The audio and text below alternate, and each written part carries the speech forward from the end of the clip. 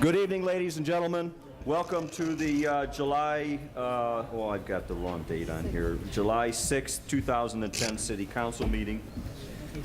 And roll call, please. Alderman Figueroa. Present. Alderman Newsom. Present. Alderman Tempest. Alderman Needham. Alderman Larson. Present. Alderman Rivera. Alderman Cunningham. Alderman Conkin. Present. Alderman Moiseo. Present. All present and accounted for except for Alderman Rivera and Alderman Cunningham. Alderman Rivera notified earlier today that he would not be available for the meeting, so maybe Alderman Cunningham is on his way. But if we could please, let's... He's not coming. Pardon? He's not coming either. So, well, those of you who are here for Alderman Cunningham, he's not here tonight. So if we could all rise for the Pledge of Allegiance, please. I pledge allegiance to the flag of the United States of America and to the republic for which it stands, one nation, under God, indivisible, with liberty and justice for all. Thank you. If we'd remain standing, please, for a moment of silence.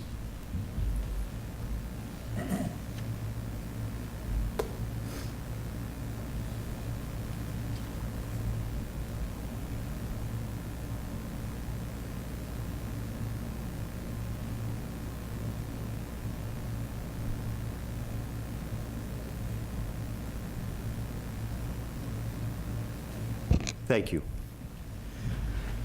My comments will be real brief tonight. Just a couple of things I'd like to put out, and one of them is a request to our chair of the Legislative Committee. On July 4th, I spent the majority of the late afternoon and evening, instead of watching the fireworks, actually driving around the city of Waukegan confiscating fireworks. And I confiscated bag after bag after bag. Some of these things were unbelievable in their sophistication and their firepower, and some of them were just a little bit more simple. But I think that we're at the point now where people are having a hard time differentiating between those types of fireworks that are legal and those that are not. They're sold fireworks up in Wisconsin, and they're told they're perfectly legal in the state of Illinois. In fact, they even were handing out these false licenses to use to people. And it's funny that they can sell them up in Wisconsin, but they can't use them up there, but they don't mind if they come down here and get used.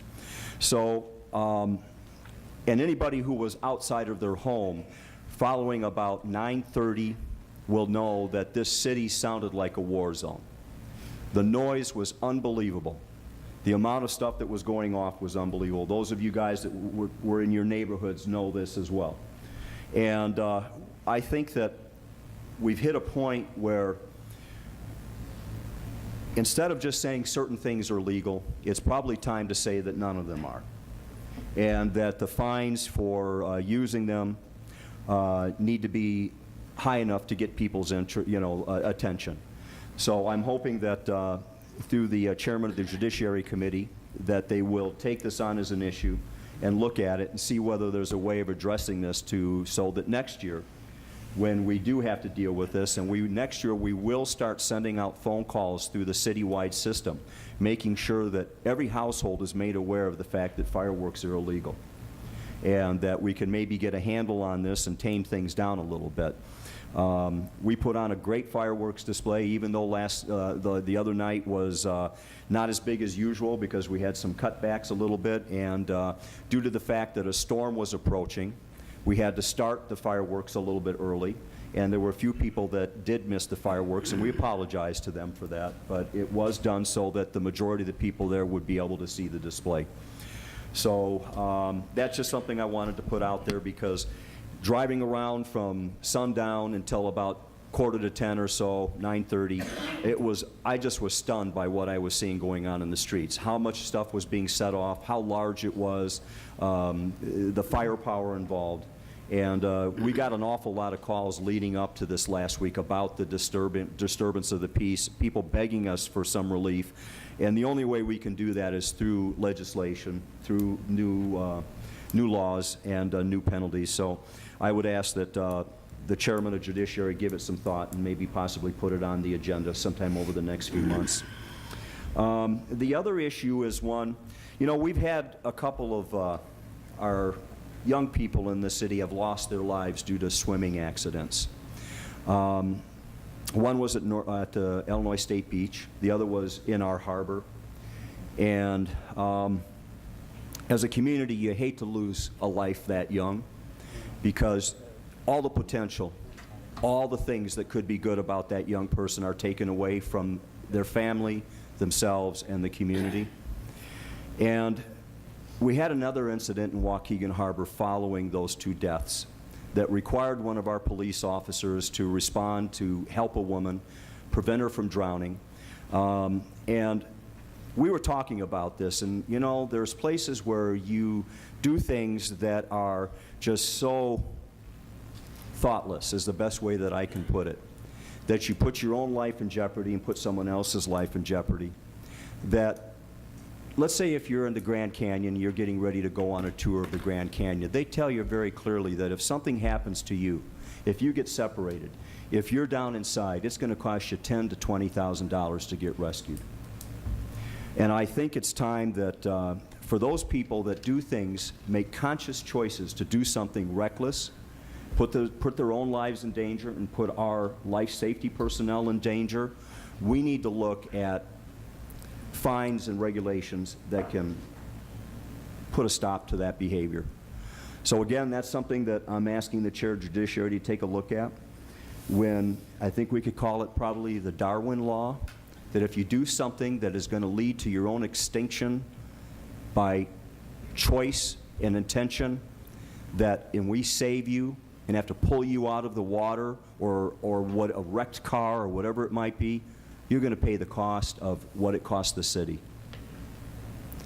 They do it in other places. So we need to look at these things and see whether or not there is something that we can do to head off this sort of reckless behavior, by the understanding that, okay, we have to pull you out of the lake, we have to fly you somewhere, whatever it might be. Money's involved in that. And that is not something that I consider to be part of the taxpayers' daily contribution to the city. So again, it's something that I would ask our legislators here, the council, to consider. I can't force it. It has to come from within the council, so that maybe over the next few weeks, it's months, that this is something that they could take a look at and put the types of penalties in place that truly reflect our cost, but also are there to get people's attention that this is probably behavior that you're not going to want to engage in, because it's going to come out of your own pocketbook.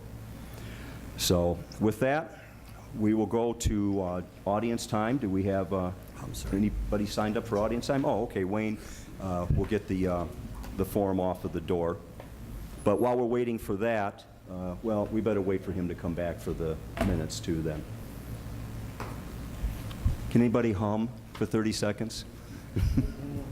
God bless America. There you go. That's better than humming. Better than humming, that's right. It's terrible. Pat, are you ready to do a solo? Pass. Pass, okay, thank you. No Irish songs. Okay. All right. Thank you. Okay, first up we have Mr. Tim O'Leary. Tim, is 2436 Grand your home address, or is that a business address? Could we have a home address, please? 32893 Stone Manor, Great Lake. One more time, the street? 32893 Stone Manor. Treestone. Stone Manor. Stone Manor, okay. 32893 Stone Manor. When you're ready. Good evening, Mr. Mayor, members of the City Council. I'm here to address the capital improvement plan, some of the goals and projects that were discussed at the 4 meetings to go over that. City of Waukegan has spent considerable time, money, and resources to develop an award-winning master plan to revitalize downtown and the lakefront. Many public hearings and community meetings took place to gather citizen input. City Council appointed me to the New Harbor City Renaissance Commission, where we hired Skidmore, Owings, and Merrill, and this council adopted the master plan in 2003.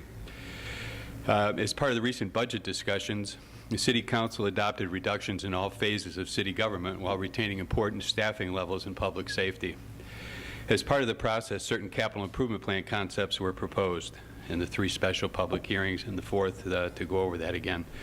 Much was said about the master plan in the capital improvement plan. And I would like to just suggest some alternatives to where we might look at redirecting that capital, where the capital can work, where the capital can be repaid, where it is not just something that's going to cost the city money for dubious needs. I think the city needs to reprioritize the capital improvements to increase city revenues, create jobs by implementing projects that create things, not just more study. Create a sense of momentum in implementing the master plan finally after 7 years, and plan to encourage other developers to come to the city of Waukegan. Take advantage of shovel-ready projects. As many of you know, we're very shovel-ready down there. Over the last summer, we brought in many millions of tons of soil to prep the South Lakefront south of South Avenue.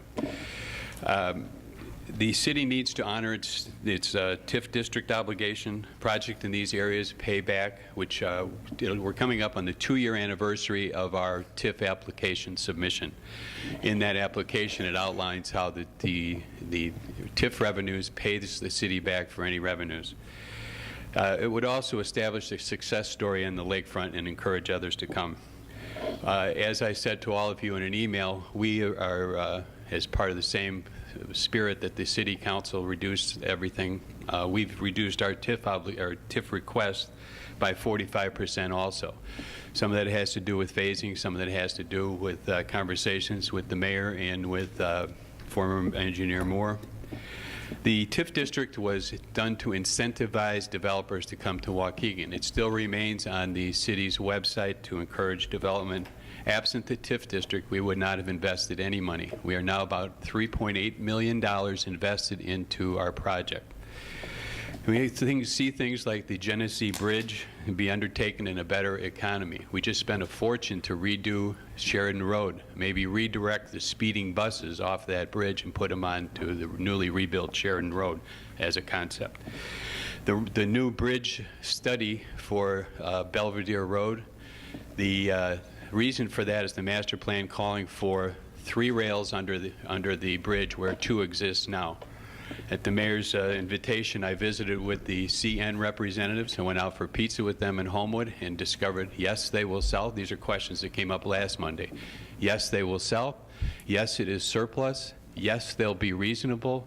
Yes, they won't hold us up. Yes, they like the idea of the trackage rights agreement. No, they don't understand why in the world the city would want to move that bridge and create a 3rd rail for them. They don't understand it. We get stuff like the downtown and lakefront rehabilitation. There won't be any Waukegan jobs. You tear down the new Sun building for $500,000, it's going to be an out-of-town demolition contractor that's going to bring his lunch with him. He's not even going to buy a sandwich at Subway.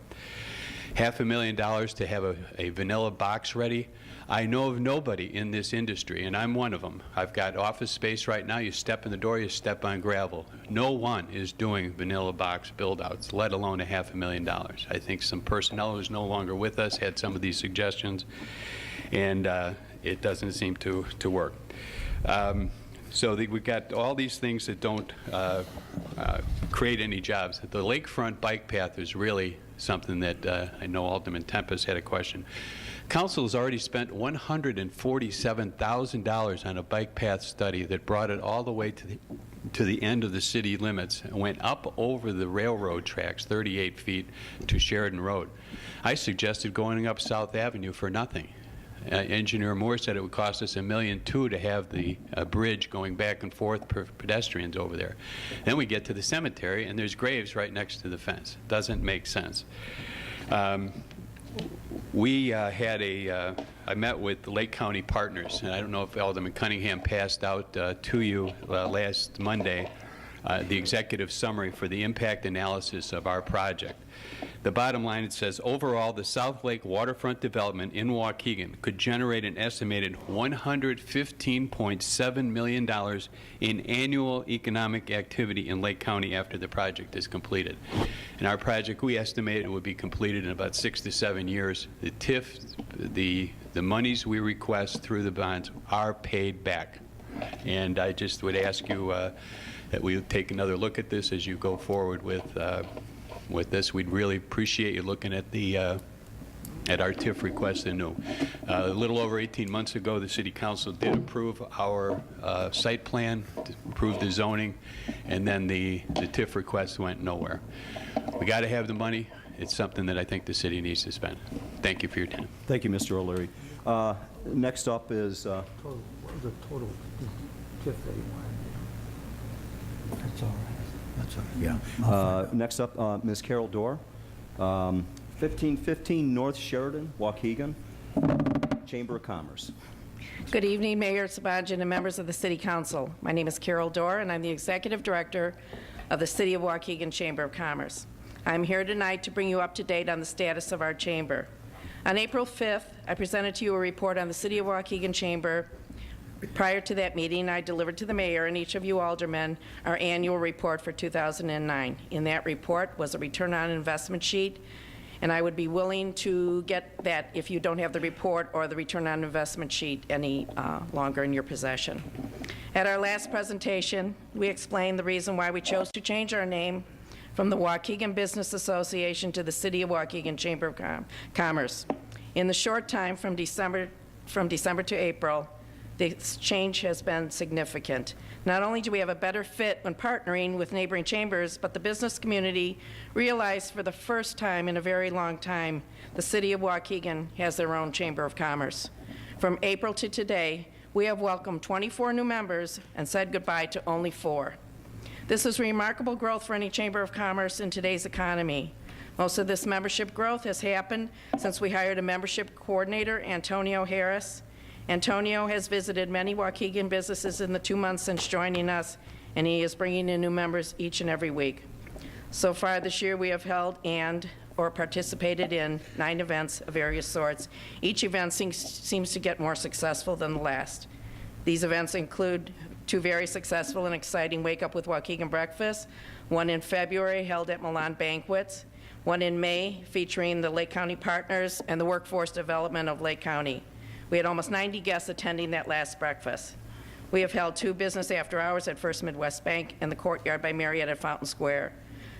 We held our annual award and scholarship dinner, sponsored by First Midwest Bank, at the Saddle Ridge Banquet at the Ramada Inn. We entertained approximately 80 guests and presented 2 $500 scholarships to students from Waukegan High School and St. Martin de Porres.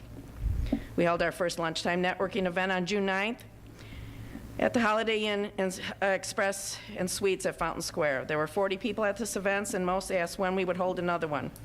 This type of event gives everyone a chance to casual network, enjoy lunch, introduce themselves and their business to everyone. All this for only $5 admission. Our next one will be September 8th at Saddle Ridge Banquets. We have participated in 2 multi-chamber events, a lunch and learn at Key Lime Cove, and the 3rd annual North Shore Women's Conference with 18 other chambers of commerce. 3 of our business members were exhibitors, and several attended the expo and lunch. We participated in the Waukegan Park District Strategic Planning Meeting, the grand opening of OTB at Sundance, and for the first time, walked in this year's Independence Parade. We're a member of the Lake County Young Professionals, a very important and growing group of young professionals in the age range of 20 to 40 within Lake County. They have held 3 business after-hour events in Lincolnshire and Buffalo Grove, and our next event will be held at the Waukegan Yacht Club on July 13th. That is what we've done up until today, but the best is yet to come. On July 13th, we will hold a multi-chamber networking event with 7 neighboring chambers: GLMV, Lake Forest, Lake Bluff, Village of Gurnee, Zion Area Chamber, Grays Lake Area Chamber, Lindenhurst Lake Villa, DBR, and along with the Lake County Young Professionals. We will welcome friends and businesses from all over Lake County to the fabulous front yard of our community, and we encourage you to join us. This event, Concert in the Park, is one of the most anticipated events of the summer. Sponsored by Hawthorne Suites in Wadsworth at the Waukegan Yacht Club, we will have an informal evening of networking and live music along Waukegan's picturesque lakefront. Complimentary buses will be provided to take the guests to Steiner Pavilion, where they will enjoy the music of the Waukegan Band. On Monday, July 26th, we will hold our 4th annual golf outing at beautiful Bonnybrook. There are many more events planned to take us through the upcoming months. You can see what we're up to by reading our weekly and monthly Beacon newsletter, or you can visit our website at www.cw-cc.org. We are proud of what this organization has achieved in the short time since we were incorporated in 2004. We are engaging our members, building awareness within the community, and promoting business growth within the city of Waukegan. Although we are one of the youngest chambers in Lake County, we are also the fastest growing chamber around. Together with our members, as our slogan reads, we are moving the community forward. We look forward to the city's continued investment in the chamber and are confident the support provided by the city of Waukegan will pay significant dividends. Thank you for your time and letting me bring this report to you. Thank you, Carol. Thanks, Carol. I had a chance to meet Antonio last week, and quite a nice guy. Yes. I think you've got a good addition there. Very good. Next up would be Ms. Sally Johnson, 2625 Roberts Avenue, Waukegan.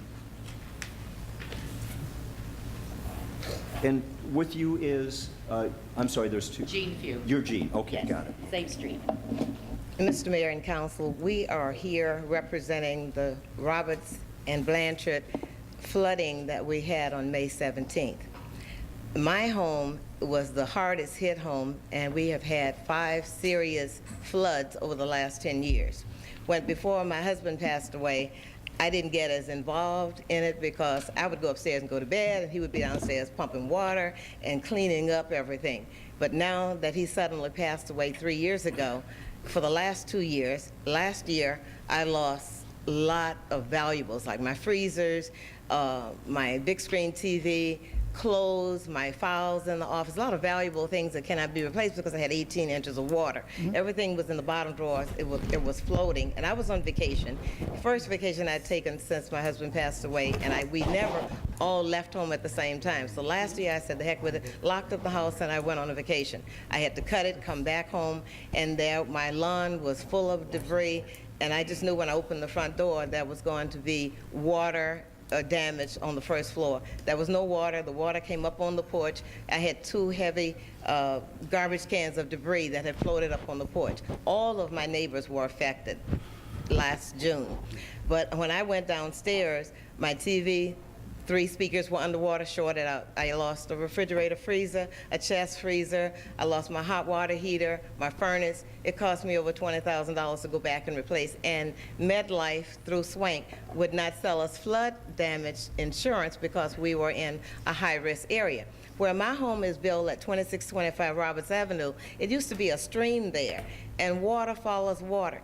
Before they put the curbings in the middle of Blanchard Road and raised the street at Roberts, I'm not an engineer, but I know if a street is high in the middle and drop off on each side, when the water comes down Blanchard, it channels down past over the drain holes and turns into my house, and the water, my windows to the basement are at ground level. And since this past rain on May 17th, I've spent over $500 going out buying window domes, rocks, sand, and it's all brand new around the house. And my brother came over and helped me, and I panic every time it rains. My basement right now, Mr. Lawson was out there. I've talked to Mr. Ray Voliak. I think the pronunciation of his last name may not be right. Vukovic. I came down to see the mayor, and the secretary had me to go over and see him. He has worked with me through underwriters, and they sent someone out to assess what my damages were from the May 17th flood. It's becoming frightening every time I see tornado heading this way for Lake County. I can't go to bed because I'm sitting up watching to see how heavy it's going to rain. What am I going to lose? I got to be downstairs. We had carpeted the basement and didn't expect to ever have this kind of problem with water. Bacteria, I'm allergic to mold. And right now, the kids are starting to get sick because my daughter was killed in '94, and I have 3 of her children there. And to turn on the air, you smell the mold coming through, so I have to go down and Lysol and spray. It's just driving me crazy. What I really want to know is what the city is going to do. If there was another drain cut in the street beside the curbing at my residence to let the water go down, June 17th, I had to get up at 6:30 in the morning with my gown on because I panicked, and I'm out there in Timberland boots. The water was up to my knees, waiting with a rake, and I had to rake the debris and pull some back with my hands to get the water to start channeling, and it started to turn like a suck hole. My granddaughter took pictures, and we sent them to Ray, and I think he sent them around to Karen and everybody that had an interest in it. You couldn't even see any grass in my whole house. All the way around my backyard and front yard was in water, and I'm out there as a female trying to get the water to move. I know it was bacteria. I shouldn't have had to be out there doing that. But the taxes are paid, and I'm just asking the city for some help. The neighbors on each side, their windows were higher, and they didn't get any water. But my house just gets flooded. My neighbor, she's on the list to speak. I won't take the thunder from her, but she goes to work and has to put sandbags all across the front of her house. I'm retired, so I'm at home. But at my age, when you get in your 60s, you shouldn't be retired and can't leave home. I retired to travel. I can't leave home because I'm not feeling secure that my home will be water-free when I return. So I'm asking the city for some help. Thank you very much. And Jean, if you'd like to speak now, go ahead. Thank you. Sally and I are neighbors, and when the water Would you gets step done with, up to the microphone, please, for us? and when it gets done with Sally, it works its own way down the street. On my way home from work Friday, I delivered a letter. I had it placed in everybody's mailbox. In that letter, if I could explain a little, is the front where the Heather Heights residence. Second page is the signatures of the people, not just on Blanchard, well, the corners on Blanchard as well as the people on Roberts. We all get affected because it rolls downhill. But we're not all affected to the same degree. The people on the other side of the street never flood. Their front yards fill up, but they don't flood. When I moved into this home, I was told it was not flood property. I've come to believe since then I was lied to. When I bought the property, mortgage, didn't need flood insurance, didn't get it. Now I don't have a leg to stand on with anybody. The city, this is a file in 2000, the first severe flood, the first I'd experienced here. We'd already been in the home 5 years, happy, content, loved the area. But after that flood and the losses, we had no help from anybody. Didn't have any help from the city, didn't have any help from my insurance company. If you look at the last page, this terrific tri-level, almost $200,000 is what he could have gotten for his property. Since then, values have dropped. Our taxes haven't, but the values have dropped. And since this flooding, this gentleman now is waiting for the bank to take over his home. He can't even get $60,000 for his property. And the integrity this man has, he's a single man that owns this home. My home is right next to his. When that flooding occurs, it rages through our properties. It hits our homes. It flooded. He has a ground level family room, 5 foot of water, wiped out his heaters. He now goes to the Y to take a shower because he can't afford. He's already replaced them once last year. He doesn't have the money to replace his home heater, his hot water heater. The sliding door to his backyard was blown out because when it filled his garage and then his family room, it blew out the door from the garage down into his family room and then the sliding doors to his backyard and patio. Our properties, my husband and I, we have to open the gate. We've already lost the shed. It runs through. Our backyard faces Macquarie. We open the back gate, the front gate. Sally's 2x4s and timbers are on my property. They float down. The water picks everything up, 2x4s, timbers, flush it, and they go right down through our property. He's losing his home. He's just waiting for the bank to repossess. If we can't solve these problems, I can't afford to keep this up. I need to get my home repaired for once and for all. I don't want to move. I'm held hostage in my home. It's like a house arrest. I can't leave like Sally. I'm scared to death to leave. I've lost a couple of days of work because I'm scared to death when it's pouring in the morning. All I can think of is to get ready, because if I'm not ready when it starts, I've lost. It's in my basement, my family room. The garage always gets it. I bought dirt. I've had to refill my backyard. We tried landscaping to kind of route the path, so as we open the gates, it'll flow through and not just take out everything in its way. I've replaced the shed. I can't do that again. I want some peace of mind. I don't want to move. I like this area. The emotional stress, yeah, I don't sleep like I used to. The sleeping like a baby's over, you know. And every time we've had rain, and then they forecast large rains, showers, and it's just, I can't keep up with it. I can't take any more flooding. As well as my neighbor next door. I mean, if you can't stop it, buy our homes, give us what we put into it, and dig a reservoir. But I can't take the flooding anymore. I'm too old. Since you're up, what I'd like to have you is go back to your seats for a moment. I would like to ask, is Tom in the room? He's coming right now. Mayor, Yeah, go ahead, Alderman Larson, while Tom's coming up. Yeah. about a month ago, Tom and Ron joined me to try to start action on this issue.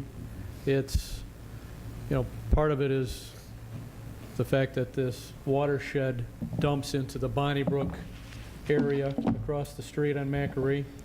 And there is no easy solution, but there are some things that I know Tom and Ron are looking at, so I'll let Tom maybe address it a little more. We're referring to some flooding that's over on Roberts. On Roberts, Yeah, Roberts which we had talked Road, about. correct. Yeah. Give us a little insight as We to have what you're doing. found what we believe to be the problem. It's on the east side of Macquarie, and it's become a legal issue with the property owner for us to get onto the property and clean the ditch to make the water flow from the Roberts Avenue area. Okay. Corporation Council is working on it, but it's become a pretty sticky legal issue at the moment, but we are working to resolve it. All right, thanks. Okay. Basically, the water that used to drain freely. There's a ditch that runs east of Macquarie Road between two homes. The one property owner more than happy to let us on. The other one does not want to let us on. Okay. And the water flows through there. The ditch is silted in over the years. It's narrowed down over the years. It needs to be cleaned and widened a little bit to make the water flow. It all flows out to the golf course. Yeah. Okay, thanks, Tom. That's where we're Well, I think you can see that how frustrating it is to deal with something, because that's really not a huge solution to this problem. It's not that big.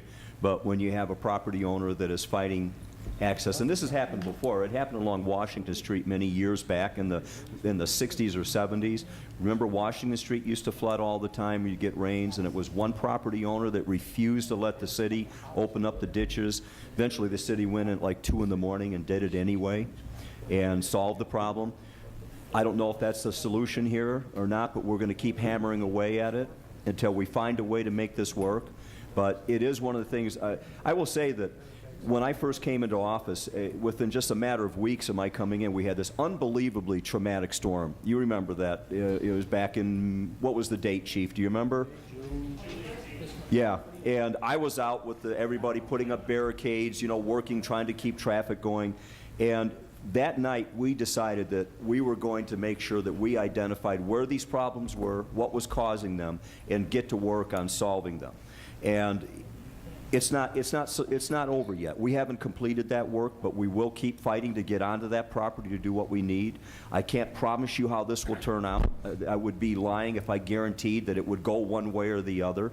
But we will promise you this, that we will keep fighting to get on there to do what we need to do to solve the problem. And it's going to take a little time, but we will eventually, hopefully, get the property owner to listen to reason and allow us to solve it, because it's just about being a good neighbor, too. If you could step up to the podium if you have one more comment, please. I just want to ask a question. You said that the problem is from the corner of Blanchard going north? That is by, no, Tom. one more time on the explanation. Because all of the residents,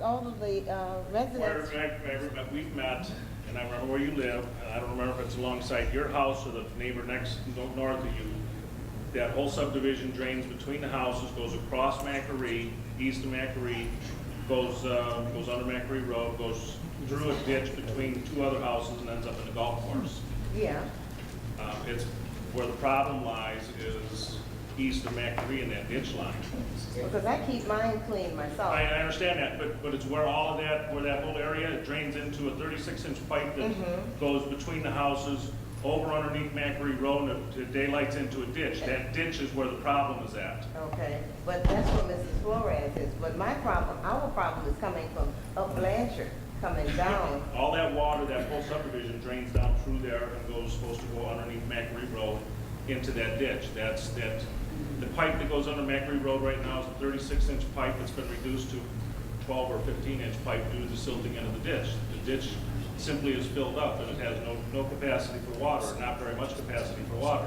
But all of the neighbors there in that cul-de-sac is willing to, whatever the city can do to clear that up. That's why we're working on that, but there's one neighbor who's refusing us access to the property at this time. Corporation Council is working on that. I don't know who that neighbor could be because It's not anybody on Roberts, it's one of the neighbors on Macquarie Road. on Macquarie Road. Yes. Oh, okay, because I know we're the ones that's getting. Okay, thanks. Thank you very much. We appreciate it, and we will keep working on it. That is an ironclad promise. I can't promise where it will end, but we will keep working on it. I promise you that. Thank you very much for your comments. Next up, we have Todd Benning from 1617 MacArthur Drive in Waukegan. Yes, sir. I'll be brief, and I have good news. You're always true. Thank you, Mayor, fellow council members, and Todd, could you speak into the microphone, sure, please? fellow guests and citizens as well, and the council. My good news is that Friends of Waukegan Beach just had their 4th cleanup of the beach on Monday the 5th following the holiday. And I admit, I was also a little shocked when I first arrived, but having worked for the Park District in the past when I was in college and home on summers, with FIS's help, we got the job done. And a big thanks goes out. I'm not sure if Joe is in the audience tonight, but Joe and his crew, I think Joe had between 15 and 20 people down there. Basically, we bagged and rebagged and stacked about 65 to 75 bags of garbage down there, and probably spent 40, 50 man-hours of time down there on Monday morning cleaning it up. The good news is that Friends of Waukegan Beach message of leave only your footprints is starting to get out there, and people are starting to be responsible. While the garbage was piled around the cans, it was not so prevalent on the beach. So that is good news, and that's a sign of progress, and any progress is good progress. And finally, I want to basically restate Friends of Waukegan Beach's position. We're hoping that the Waukegan Park District, and we know that they're looking at the issue, but we feel that the Waukegan Park District, since they've operated the beach in the past, they have that experience, especially with that open water natural body certification, which differs from a pool, both on the lifeguarding certification and basically maintaining water quality issues and maintaining the beach, that they'll step up to the plate and deliver that. And Lisa and I will be working on that in August when both of us have more time to dedicate to that issue. But that's basically the good news. And thank you for all your cooperation. Thanks to Chief Yancey and his department who helped us out by opening the gate early on Monday morning so we could get that done before the beach officially opened at 10 a.m. Very good. Thank you for all your work. And Joe, thank you for your guys getting out there. That's not easy stuff.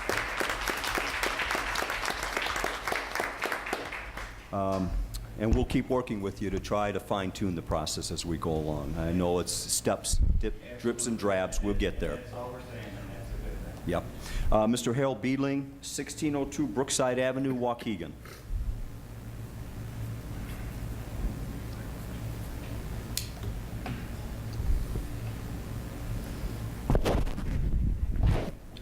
My name is Harold Beedling. I live at 1602 Brookside Avenue, Waukegan, Illinois. Good evening, people. I was on my computer and I saw our chief of police made a mention that on July 4th, there would be zero tolerance and saturation patrols. Saturation, that sounds pretty heavy, doesn't it? Any of you people know how many policemen were on duty July 4th evening? 12. 12. That's 1.22 policemen approximately per ward. We've had this problem every year. With the event that you have in the lakefront, that seems somewhat irresponsible to me.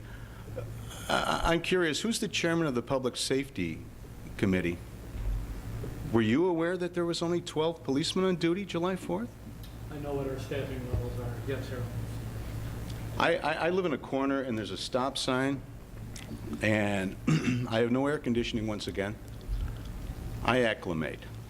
But I hear loud music and loud mufflers virtually every 10 minutes or less up and down my street.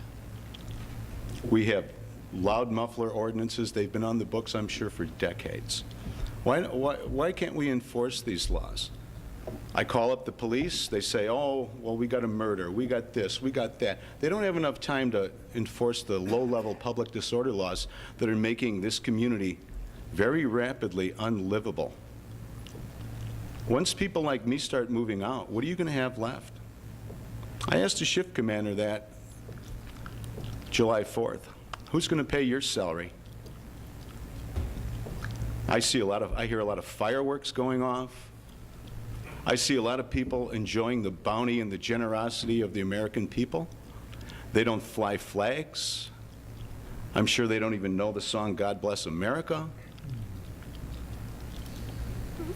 We're losing it very quickly here. We need to enforce our low-level public disorder laws because, like I said last time I was here, imagine you're looking at a home in my neighborhood, and then all of a sudden you hear some clown bopping down the street with his loud muffler, and then a guy with a loud booming stereo. I think I would change my mind if I was looking to move into that neighborhood. Can we hire some more police somehow? Don't we have any money left? Why do we have to move railroad tracks? The lakefront is never going to go. I will make a bet with any of you aldermen up here, $5. Never break ground on the lakefront. Never break ground. Someone owes me $5 for Marquette Place. That never happened. We need to clean up this community. We need to restore law and order before we can do anything else. The city should not be involved in development. Let the people with money, if this is truly a good bargain on our lakefront, people that have money will want to come in and invest their own money there. I'm not a fan of TIF districts because they haven't worked well in this town at all. They don't work well in Chicago. They don't work well anywhere. Could we just have a simply run city? Reduce the size of your office staffs, fund our police department, get the police that we need here to make this a peaceful community like it used to be in the 60s and the 70s, because I miss those times. Thank you. Thank you, Mr. Beedling. Next up is Mr. Thomas O'Connell, 1612 North Sheridan Avenue. Good evening.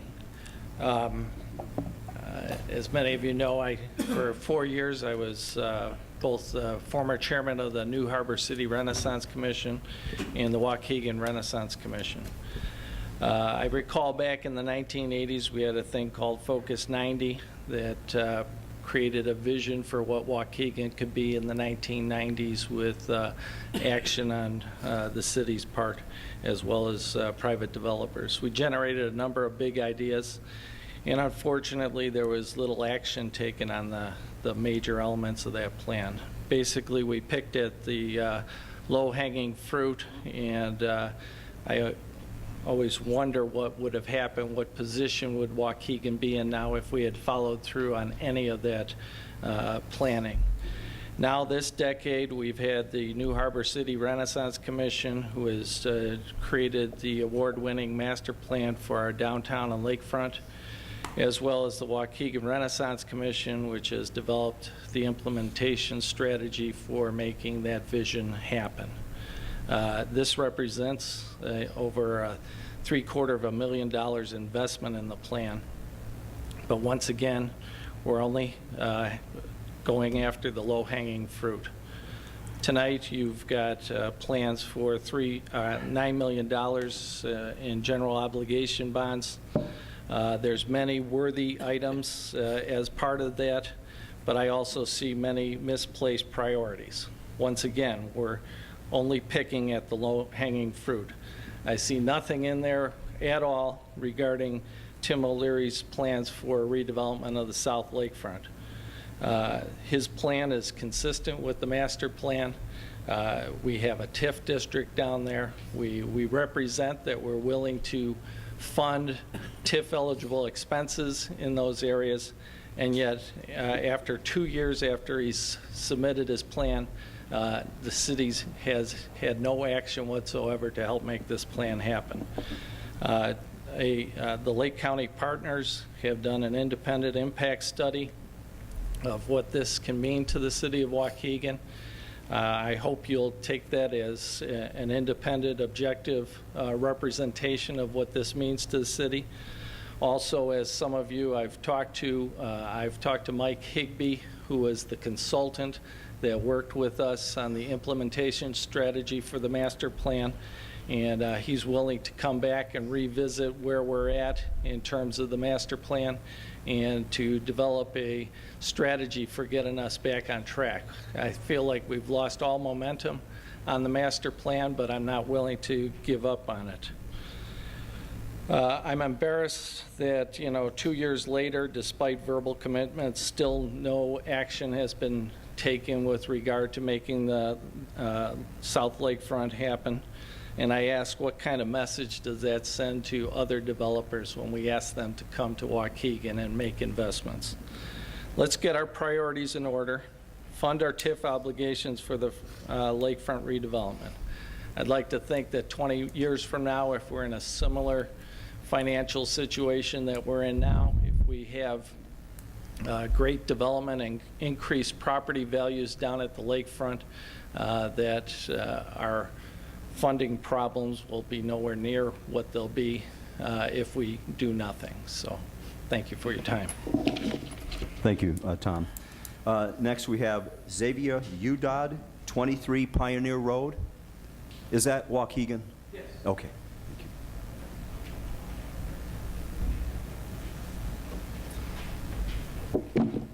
Good evening, council members. My name is Xavier. I have no experience in politics, so I'm not sure if this is the correct venue, and I'm nothing more than a concerned citizen. I made some calls to the water department, and I was told that our water is fluoridated. There is compelling evidence that fluoride is a poison and a neurotoxin. I would just like to know who could I contact in order to possibly get that changed. Well, who is the alderman in that? Sure. Me. I remember my college days at the University of Illinois. One of the issues was fluoridation in water. Fluoridation in water was put in the water to help control your teeth and keep the enamel on it. And there were pros and cons at that time, but they thought the pros outweighed the negative effects of the in the water, the fluoride in the water. And we do fluoride our water. It's recommended by the Water Council that our waterworks belongs to. But there is the other side of the coin is your concerns of fluoridation in the water. But it's put in with such low amount. Probably the positive surely outweighs the negative impact of it. But I know your concerns, and I suppose I don't see it being changed right away. I think we could look into it. But in the meantime, if you really feel that strongly, I would suggest you buy bottled water. Well, I do buy bottled water. Do you? Yes. Okay. But there, There is some articles in regards to that fluoridation of water, and you bring up some good points, but that's been brought up for many, many years. And nothing's changed? Nothing's changed, no. In fact, you see fluoridation taken in most water departments. Mr. Udot, if you would like, why don't you put your comments in letter form to my office, and we'll respond to you through written comment then. I will. If would be all right. I will, sir. Thank you. Absolutely, and I promise you will get a response. So send it to this address, to attention Mayor's office, and we'll follow up with our director of the water plant, and we will get back in touch with you. Thank you. Thank you for your comments. That closes this evening's audience time. Now, I want to let everybody know that we will have an executive session this evening, so it will follow as usual. We will have Alderman's time. We're going to executive session. Then coming out of executive session tonight, though, we will be voting on a couple of items, potentially. So if those of you who want to stay to see the final vote, stick around after that. But I'll take a motion by Alderman Needham, seconded by Alderman Conken, to accept the minutes of June 21st, 2010 regular meeting, executive session minutes, and special city council meeting minutes of June 28th, 2010. Roll call. Alderman Figueroa. Is this for roll call or? Minutes. For minutes. Just a voice vote? Just a voice vote, then. All in favor? Aye. Opposed? Ayes have it. Thank you. Do we have anything under resolutions or proclamations? We don't. Committee reports and motions. First committee is the Judiciary Committee. Alderman Figueroa. Thank you, Your Honor. Under the Judiciary Committee agenda for June 28th, there were 4 items. The first item was 3.1, contractors hiring locally ordinance, which appears under 11A, which will be taken care of, will be addressed later in the agenda, and I'll address it at that time and allow the other aldermen to address it. I trust that everybody has a copy of that ordinance now. It's been around for a month. A copy was placed in your box. I've had already comments from the Director of Public Works and one of the other aldermen. So the next item on the agenda has to do with 3.2. It's a landmark calendar for the First Presbyterian Church right here on Martin Luther King at 122 North Martin Luther King. After being held in committee for some time, we had gone back and forth. I had met with the church body, and I was trying to convince them to accept the landmark designation. They wouldn't have any part of it. So the Judiciary Committee recommends, and I so move, to that would be to deny landmarking for the First Presbyterian Church at 122 North Martin Luther King.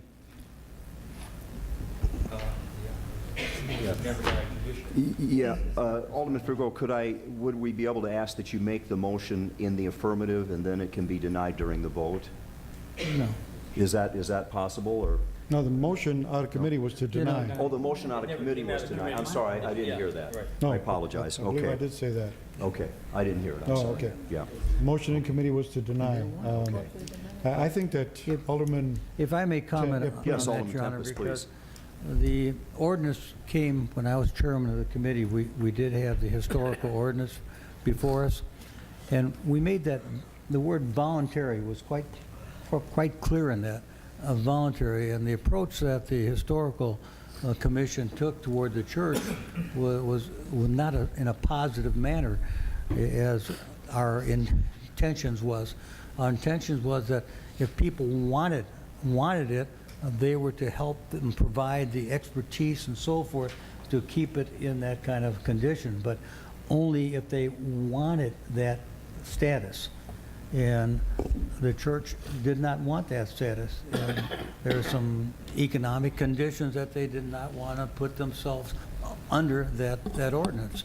So the committee felt very strongly that you should not, especially you go to a church You want to be careful of government interfering with the separation of a church and state. You really need to keep that separate. It's a very, very delicate balance, and I do not like the idea of a historical commission coming to a church and telling them what they must and must not do to keep their building in a historical significant way. And so the committee voted unanimously since the ordinance is voluntary, and the church said they did not want it, we followed the ordinance by saying, okay, you don't want it, okay, fine. So I don't know why they even forwarded it to this committee if the church didn't want it.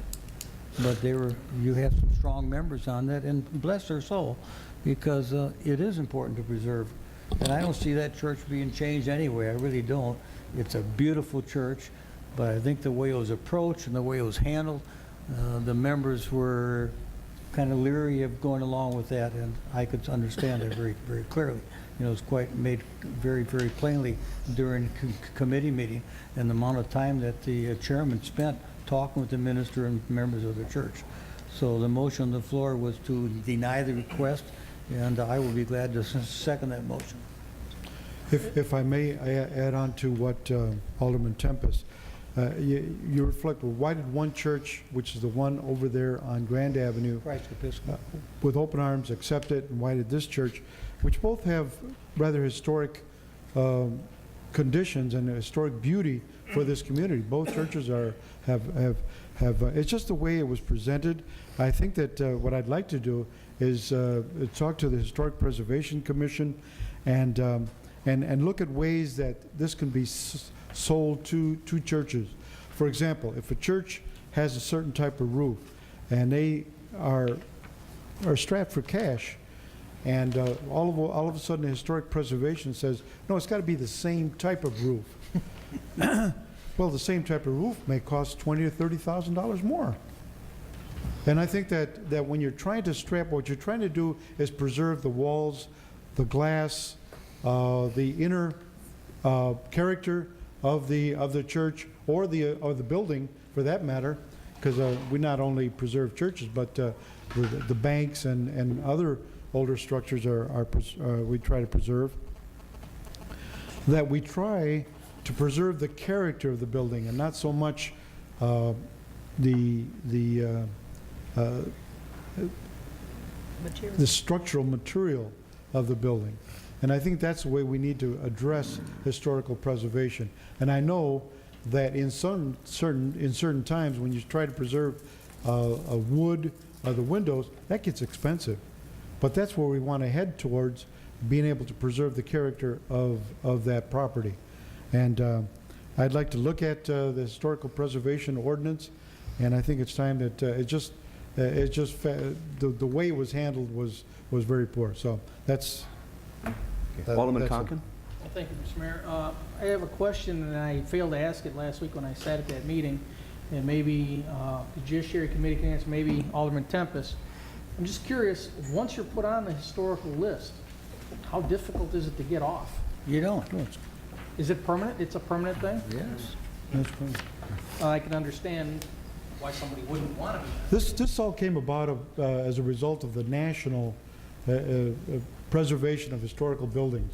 I know on the Navy base, you've got the old buildings. They wouldn't even put central air because it would change the character of those old structures. They've got all these window units. Well, the window units, as you all know, distract from the appearance of the building. Anyway, to make a long story short, I'd like to take a look at this, our ordinance, and see if there's been some changes at the national level, and to see how we can better write and better sell our way of preserving historical buildings. Okay. Well, if I may comment on the air conditioning, I have a historical home in my ward, and the gentleman wanted to put an air conditioner in. Historical said, oh no, that doesn't go with the building. He said, well then do you want me to put 15 window air conditioners in all the windows? And they agreed then to modify their stance. But see, when you get too much government control, guys, we don't need all this. We don't need all this. I mean, the idea, and yes, some buildings, yes, we lost some beautiful buildings, but sometimes, you know, it's time to move aside. Our churches, I don't see them changing. Now, you go to Scotland, you see a lot of empty churches. And what do they use them for? Sometimes they turn into restaurants. Some banks have turned into restaurants. Sad, but I strongly feel, don't mess with my property, you know. Maintain it, but don't start telling me what I got to do with my property. And you can't do this, Larry, you can't do that. You can't make your windows smaller because I want to conserve energy, but you can't do that because this is the style of the home that you have.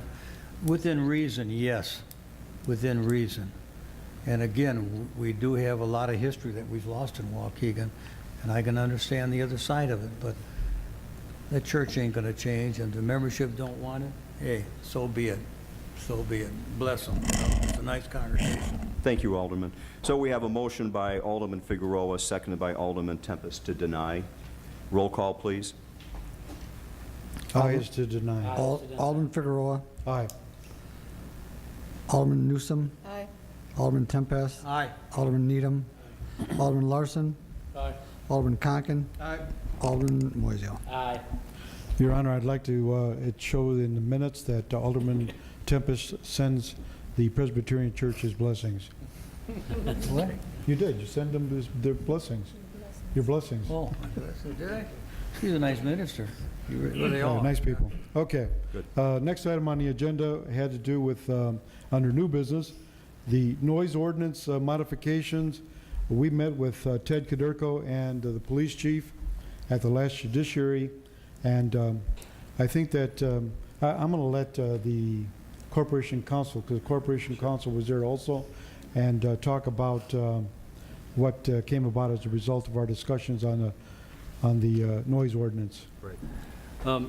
Well, the aldermen recognize that we have a problem of noise in the city, and they want to take a look at the noise ordinance to see if it's tough enough. And the question became, is it really a matter of having a tougher ordinance, or is it a matter of enforcing the ordinance we have? And that's why we brought the prosecutor in, Mr. Kaderko, and he explained very clearly that we have a pretty tough noise ordinance. We also have a judge now who is taking our noise cases seriously, which we didn't have in the past. And he felt that he was in a very good position to really clamp down on some of this disruptive noise. Our one problem was that it was not being highly prioritized among some in the police department because of some of the other things they were dealing with. But we've talked to the chief, and we think that the tickets being issued for this violation will increase, and we have every reason to believe that if we're vigilant, that we can get a handle on it. So it wasn't really a legislative problem, it was more an enforcement issue. Let me just add one thing. I think that my take on this, and correct me if I'm wrong, is that in the past, when the police did write tickets, a violation of noise ordinance, they were being thrown out of court. But we weren't being properly taken care of in court. And I think that Ted Kaderko said that he's talked to the judge now, the judge that we have, and seeing the importance of being able to enforce this ordinance. And so we're giving it more priority. And I think that not only from the standpoint of our police department, but also from the standpoint of the judge and our prosecutor. It seems that we will be able to make these violations and tickets stick. Yes, and exactly right. And I would urge anyone who has a problem in their neighborhood with a noisy property, please sign the complaint. I know a lot of people are reluctant to get into a tiff with a neighbor, but quite frankly, unless we have a complaint signed by somebody who heard the noise, we can't go very far. If the officer arrives and he doesn't hear it himself because it's been turned down, our hands are kind of tied. So it's going to take the citizens and the police together to solve this problem. So if you have a serious noise issue and you've asked them to turn it down, they won't, please consider signing a complaint and taking the time and the hassle to get some results. Because if we start doing that as a community, we'll see this issue lessen more and more. And the point is, of course, that there's different levels of noise, and for the time frames, that if a policeman does come up to the door of the person making the racket, making the noise, you don't have to sign the complaint. The policeman will write a ticket. Now, if it's the first time, they probably say, hey, can you tone it down, but they have to come back. And it's usually at the policeman's discretion. Usually if it's before 9 o'clock, they'll come in, turn it down. If there's a party going on, if it's after 10, if they have to come back a second time, or if it's too loud the first time, it's usually at the policeman's discretion from what I was hearing at the discussion. They will write the violation. You won't have to go down there and sign the complaint, but they will be writing more tickets, and it's something that they're committed to enforcement, because it's a life, it's a life issue, a quality of life issue in our communities. So there was quite a bit of discussion on that. Thank you, Chief. Do you have anything to add, Chief?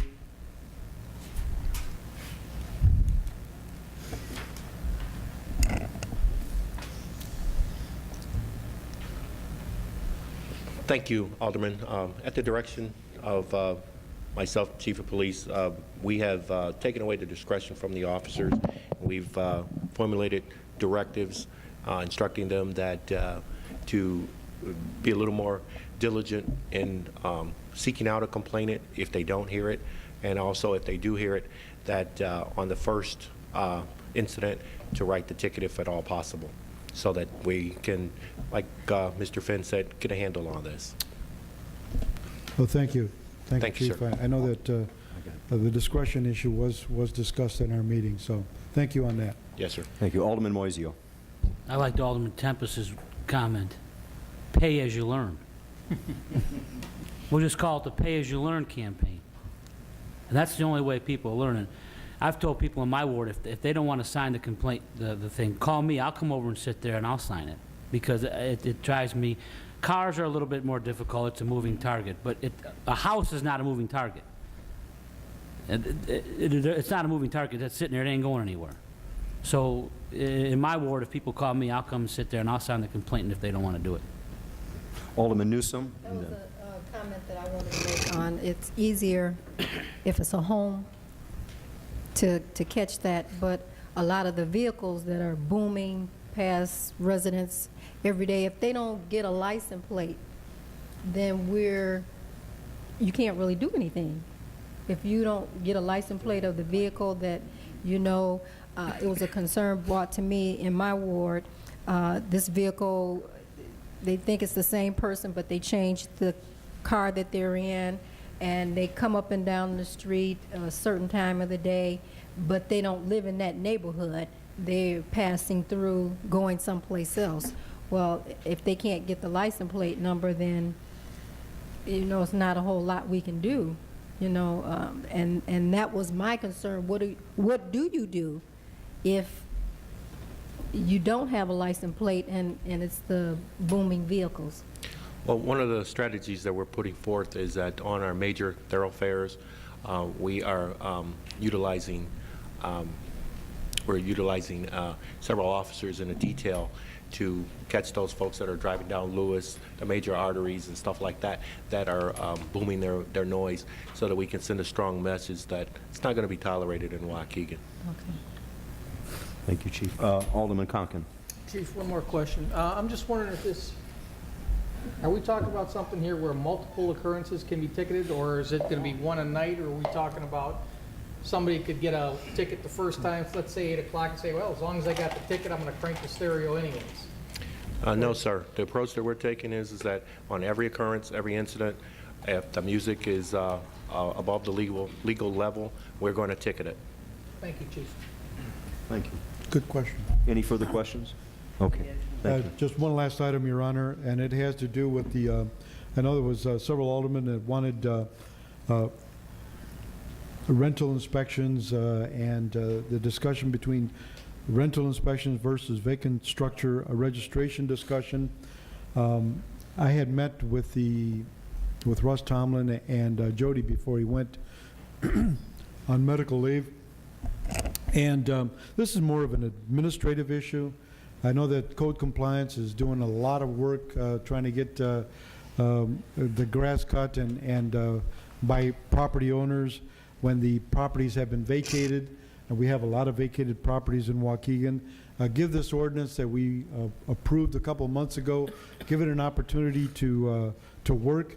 It is working. We're getting a lot of response from banks and realtors and property owners. Give it an opportunity. The rest of it has to do with just administration of, and there's no changing of the ordinance. I don't think that we need to change the ordinance. I think that both ordinances, both the vacant structure and the ordinance that deals with rental inspections is working very well. Let's make sure that during the summer we can administer, and then we can, or excuse me, over the course of the year and the different seasons we can administer both. That's all I have, Your Honor. Okay, thank you. Alderman Moiseo.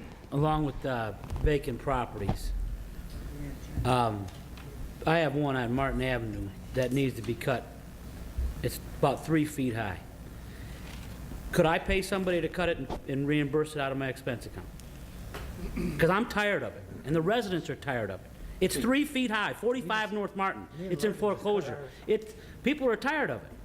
I'd go over there and cut it myself, but I ain't got nothing to cut it with. Wayne and I will work at a discounted rate. There you go. Could I do that, Corporation Counsel? Could I hire a Not contract? out of your, we have to do it through the city. Well, we got to get, I mean, this is terrible. It's this high. It's this high. I had one.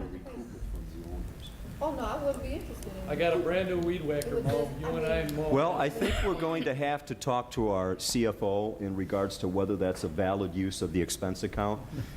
So let's wait on that. But we can certainly have that discussion. Even if it's not out of your expense account, I mean, you just pay you for can it.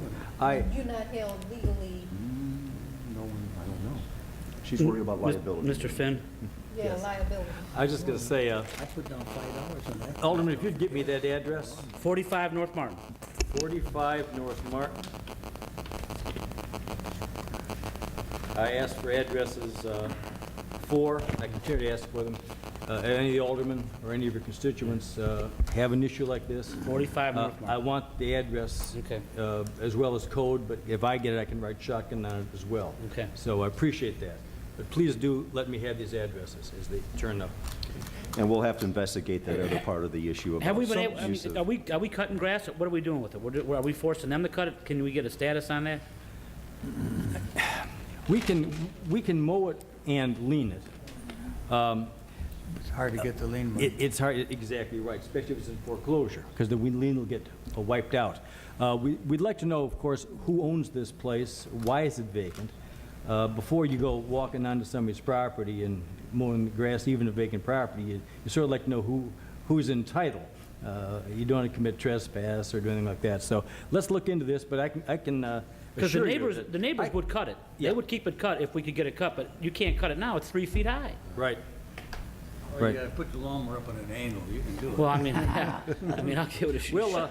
We'll get this property addressed all right. Thank you. Well, I know Tom is Some properties, Your doing what Honor, they can, doing the Thank best you, that they can Mr. from our angle Thank on you. it, but with the manpower situation, we just don't have the people to send out. some properties are taking a little bit longer. Yeah. There's a letter written June 25th from Ann Lynn. It didn't address it to all of the aldermen, though, and I've got a copy of it. I will make sure that everybody gets a copy of it, and it addresses the same issue. In fact, we're working with, we're entering into an agreement with a FIST, and I don't know if that contract has been formalized yet, whereby they will cut less, lots for us as we designate. So there's a lot happening with that. So I know some properties are really tough to get a hold of. It's in foreclosure. The bank doesn't have it yet, so it's in limbo. So I'll make sure that each alderman gets a copy of this. Yeah, please do, and I think we there are also things need to that, have that code compliance and Ann Lynn are doing to make this thing happen. And we also want to make sure, too, relative to the issues regarding the union situation, that we're not violating some tenet of the agreement. So This we'll would be have some to sort of obviously contract. check with our legal counsel in regards to whether or not we can do this. So, They'll be treated as a contractor, though. well, that's that's understood. So let's make sure we're doing it right and we don't draw ourselves into a bigger fight. So we'll make sure we get the right opinion very quickly on that so it can either move forward or be modified. Does that do it, Tony, for judiciary? Yes, I think so, Your Honor. Good job. You had a weighty agenda today, so. No, just wordy. A lot of good things on wordy there. agenda. Okay. Under committee reports and motions, we have under B, Labor Relations Committee. Now, what we have that item coming up under Section 10, item E. Now, we are going to address this after we go into executive session. We'll be briefed on it, and then following the executive session, we'll come out to vote. E and G. E, actually, there would be several items. We'll have E and G will both be dealt with. That's under item 10. We be dealt with after executive session. So we then move into old business. Item A, which was the East Skokie Drainage District Agreement, the intergovernmental agreement between the City of Waukegan, East Skokie Drainage District, and the City of Park City for the maintenance of the Skokie Headwaters Wetlands project located on Washington Street. This was requested to be held over by Alderman Tempest. Yes, Your Honor, I think I did report to you. I did go with our engineer and reviewed the whole thing, and all my questions were answered. They actually done a very, very good job with the agreements. They're spelled out very plainly. We gave, if you remember, Waukegan Tire out in Parks, half their land was in Waukegan, the floodplain, the other part was not. We decided to let them de-annex that part. They agreed to let us build a wetland in there, and now they want to, I think Park City accepted that wetlands also the other day, and then we were concerned of who was going to maintain that property, and in the contract that was let, it's in the contract there that they are going to continue with that fund to maintain that detention pond, which I was concerned about. So everything's in good shape. I was very happy with going through that with Ron, and he had all the answers. It was taken care of. But I didn't want to go ahead with it without reading it and making sure. Sure. Because so many times detention ponds, I can take you around that they're not maintained and it's not done right. Well, an example is at Traditions. Yes. Look what's happened there. They turned into a mosquito factory. Yeah, So that is definitely an issue. Well, then, because of the fact that Alderman Tempest is satisfied with the response that he got, we will then move forward with the issue. I believe that we had the original motion with Alderman, and I'm reading from my notes here, Alderman Conken, seconded by Alderman Figueroa, to approve the intergovernmental agreement between the City of Waukegan, East Skokie Drainage District, and the City of Park City for the maintenance of the Skokie Headwaters Wetlands project located on Washington Street. Roll call, please.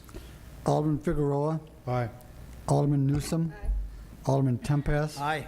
Alderman Needham. Aye. Alderman Larson. Aye. Alderman Conken. Aye. Alderman Moiseo. Ayes have it. Thank you very much. Under old business, item B, which was asked to be held over, bear with me for a second, held over by a request of Alderman Needham, the Chair of Finance, which is in regards to the Series 2010C general obligation bonds in the amount of $9 million. Alderman Needham. You want to read the motion first? Absolutely. We have the motion by Alderman Tempest, seconded by Alderman Newsom, to approve an ordinance to provide funding for rehabilitation of streets and sidewalks, maintaining and improving the city's infrastructure, buildings, equipment, vehicles, and obligations of the city, and the issuance of a series of tax-exempt general obligation bonds being not to exceed $9 million general obligation bonds, Series 2010C of the City of Waukegan, Lake County, Illinois. If you recall, Your Honor, and council members, we, at the last council meeting, talked about the bond funding for our capital improvement program. It was approved in the appropriation ordinance, but we have not funded it. It's broken into two different parts. The first motion on the floor is the larger portion If you remember our meeting a week ago we had, when this was held up, we had the department heads talk about the individual capital improvement plans for their specific areas. After talking with several, or mostly aldermen, some people agree, some people disagree. We're at the point now where this, the total dollar amount for $9.5 million for the, we got lots of paperwork here, for the 2010 C portion, or is that D portion? C portion. And that was 9 million. 2010 C portion. We do have projects that fall underneath that portion. Each project in itself, if it's going to be funded by bond money, does have to come back before the committees and council. I think we're taking a very good step in scrutinizing these projects a little more closely. It was suggested by the Director of Finance that maybe we put them through 2 committees, whether it's a public works function, public safety, judiciary, what have you, that it also goes through finance so we can take a harder look at it. It might seem like a lot of overkill, but if you know that as soon as we vote on this and if it passes, these 2 bond issues will go most likely on the tax rolls because we're not going to be able to abate them. That's just the way it is. The good news is the interest rate is fairly low, and I believe we can carry this any monies we don't use, we can carry over for, is it 3 years or just one fiscal? 3 years in succession. So, like I said, each program in the capital improvement plan that falls under these bonds, we'll take a closer look at. So I think everyone needs to remember that just because we pass this bond issuance does not mean the specific project itself is passed. Don't like spending money, don't like putting it on the tax rolls, but when you have infrastructure that needs to be replaced and equipment breaking down, people demand city services, and we need to move forward. Scrutinize a little more carefully, but move forward at the same time. Okay. So you're prepared to let it move forward? Yes, sir. Okay. So we've read the motion. Again, motion by Alderman Tempest and seconded by Alderman Newsom. I have some questions. Yes, Alderman Tempest, please. Sorry. If I may continue. This year, our taxes went up approximately 12% because we did not abate some bonds. That means you did not have the revenue coming in we thought we had to pay the bonds. This is a general obligation bond. That means if the city cannot come up with the money, it goes on the tax rolls. A little history on the tax rate in the city of Waukegan. I think we all need to take a good look at it. At one time during the Sabanchin Warren administration, you don't mind me saying that, do you, Mayor? The tax rate went as high as $1.67. That was when the sewer ban was in and we weren't getting more construction and more assessed valuation. In the Morris administration, he got the tax rate down to 99 cents, but you had an 8% utility tax, and people eventually, Hague-Peravonen had it about $1.60, was leveled off, and then over the years, it's drifted downward because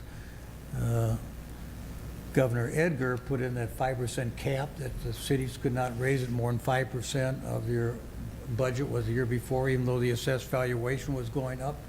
And so our tax rate, we never went more than 5%, so our tax rate leveled off at about $1.40 in that area, and it's been pretty consistent. But during that time, which was about 10 years, school district gave you a big, huge tax increase. Park district passed a big tax increase, while the city of Waukegan was coming from $1.60 down to $1.40 per assessed valuation. So here we are today. We were saving in a sense, but not saving, Mayor. We were not doing some of these projects probably that we should have, and we put them off, and today's the reckoning, when are we going to do them?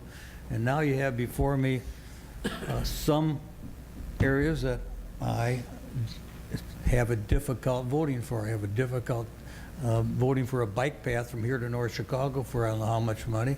I have a little difficulty voting for a build out of a box for a children's museum, which I'd like to go visit one anyway. I'd like to really know what they got to offer. I know I got People's Choice out there, which arcade machines and birthday parties and so forth, but a children's museum, no, would it fit in? Yeah, maybe, but I'd like to see who runs it, what they got, and why am I investing that much money for them to go in business? Especially when you worry, oh, you should build that new garage, Larry. You got a good tax rate here now, only 4%, and you need to build that new $20,000 garage and just add it on to your payments. Well, if I don't have enough money coming in, how am I going to make the increased payment even though it's a good deal? Well, that's a dilemma we're in. So I will vote for this tonight, your mayor, but I want each item come back to the council and so that we have a vote on each thing, because some of these we got to do. We really do. They have to. And if you understand that, I'm going to go through with my vote, and the consequence of the consequences, but I think we, as a council, need to really weigh each one of these items that we have thought was important. So, and we need to do something. We do. I understand where we're at, you know. And it's rough. It's rough for everybody, but there's some things the city has to do to go forward to maintain the conditions of the city, and you heard that tonight, I think, from the people there. We do need some money in those funds.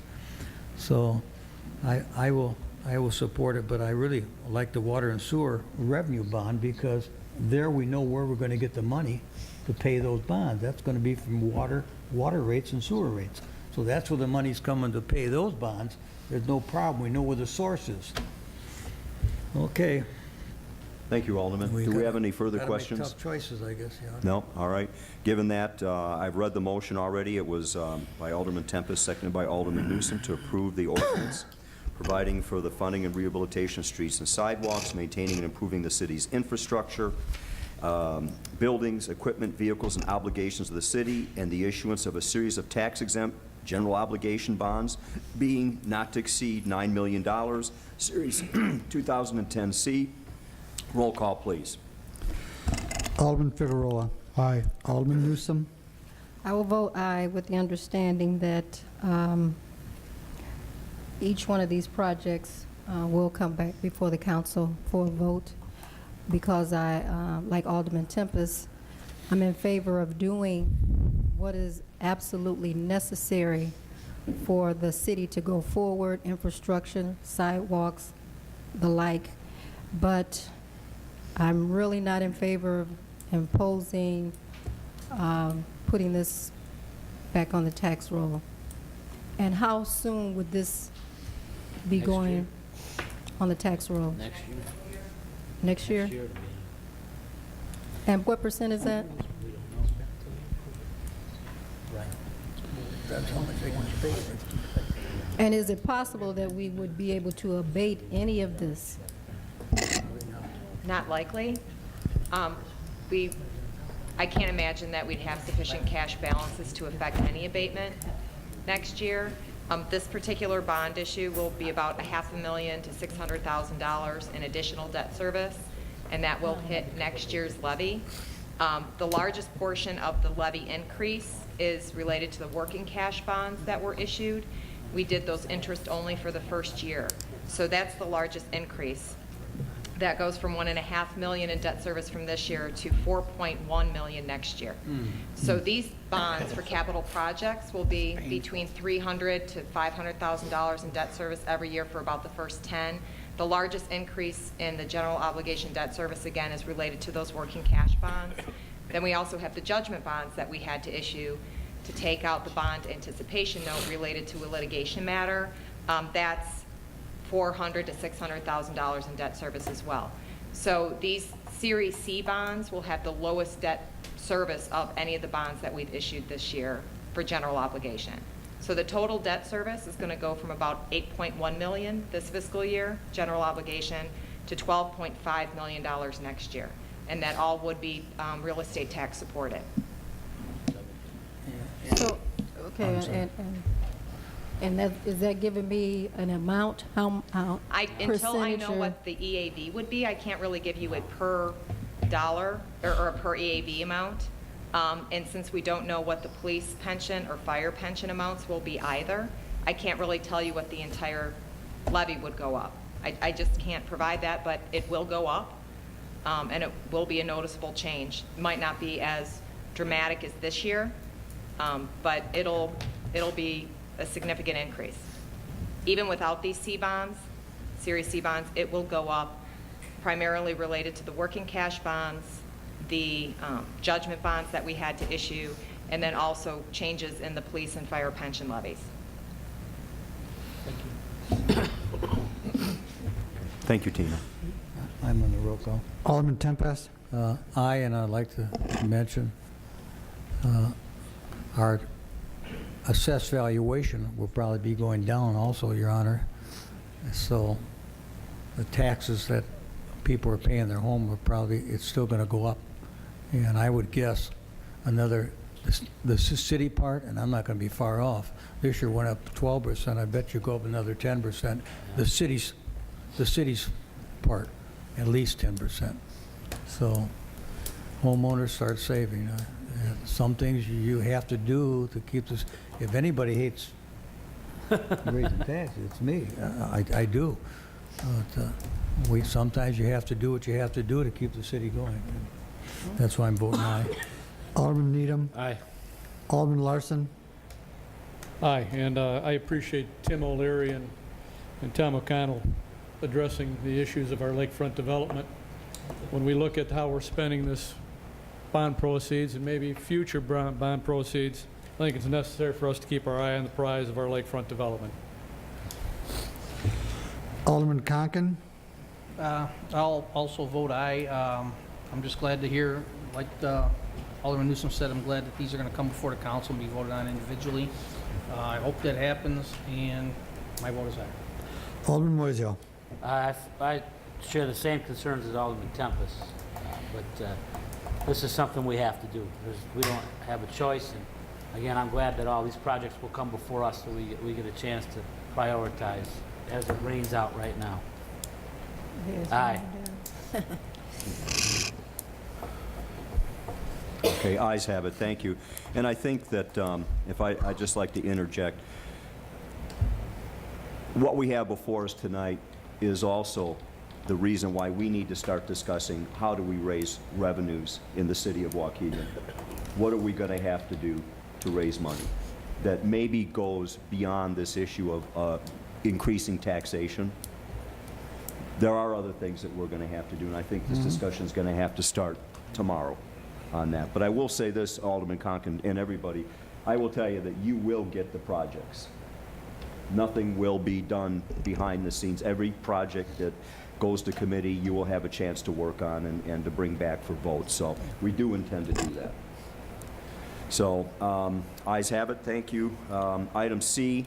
Again, this was asked to be held over by Alderman Needham. It was a motion by Alderman Tempest, seconded by Alderman Figueroa, to approve an ordinance to provide funding for rehabilitation of and maintaining and improving the city's infrastructure, equipment, water and sewer improvements and replacements and obligations of the city, and the issuance of a series of tax-exempt waterworks and sewer revenue bonds, being not to exceed $2.5 million, Series 2010D of the City of Waukegan, Lake County, Illinois. Alderman Needham.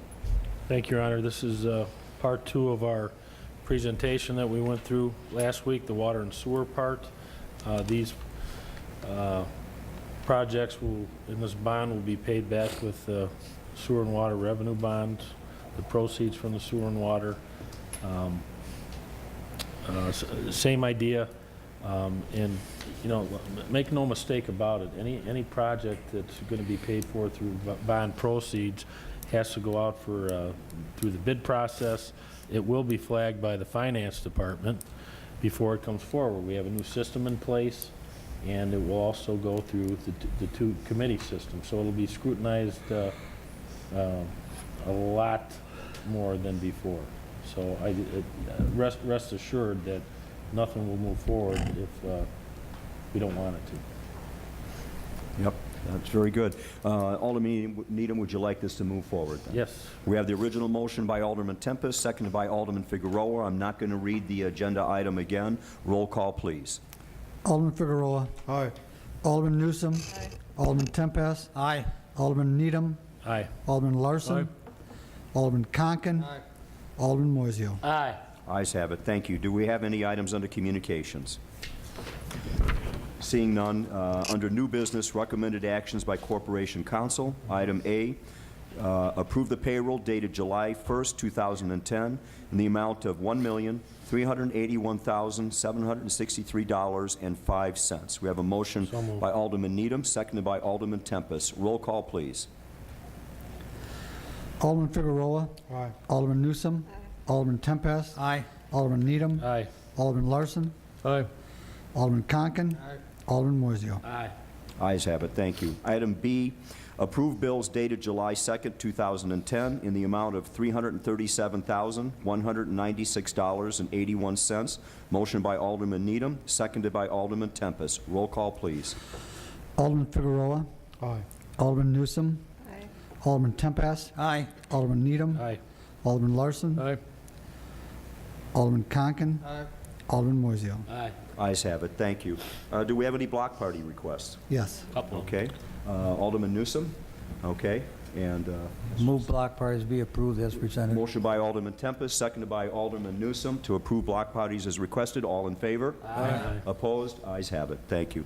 Item D, which is request permission to the Misericordia Heat of Mercy Center to hold their Jelly Belly Candy Days fundraiser on April 29th and 30th of 2011. Is that date correct? 2011. We have a motion by Alderman Conken, seconded by Alderman Figueroa. Do we need that, or can we just do a voice vote? Voice. All in favor? Aye. Opposed? Who's going to say no? Ayes have it. Great. Thank you. Now, item E is something that we need to go into executive session. This was the topic of the Labor Relations meeting.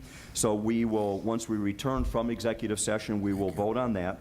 Item F, it has been requested that we table this pending the next meeting. So I'd like to take a motion from Alderman Needham, seconded by Alderman Tempest, to table. Roll call? Voice vote, I'm sorry. All in favor? Aye. Ayes have it. Thank you.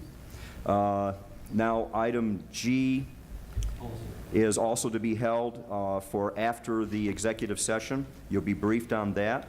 Under ordinances and resolutions, which is a number 11. H. Oh, I apologize. I crossed that off. Your Honor, I'd like to have it held over, please. Yes, actually, the family has requested that this be removed. They are going to be going after an alternative memorial for John Balin, and we are waiting for some action on that. So we will get back to this in a few weeks. So we'll hold it over. Thank you, Your Honor. Certainly. Ordinances and resolutions. Item A, ordinance. Approve the ordinance related to requirements for contractors to hire local residents as presented. No, you got problems with that ordinance. And we have a motion by Alderman I'll make the motion. Figueroa, seconded. I think as you presented, it has some problems. It said 33%. And we No, it's, before we get it 40%? on board and hold it over, or send it back, because Alderman Cunningham was Wants it held over. not here, and Okay, we can just hold the matter over without making a motion. fine, we'll do that. We'll hold it over for the next meeting pending have some Alderman Cunningham concerns, being briefed on where we're at on it, and we'll move forward on the next time.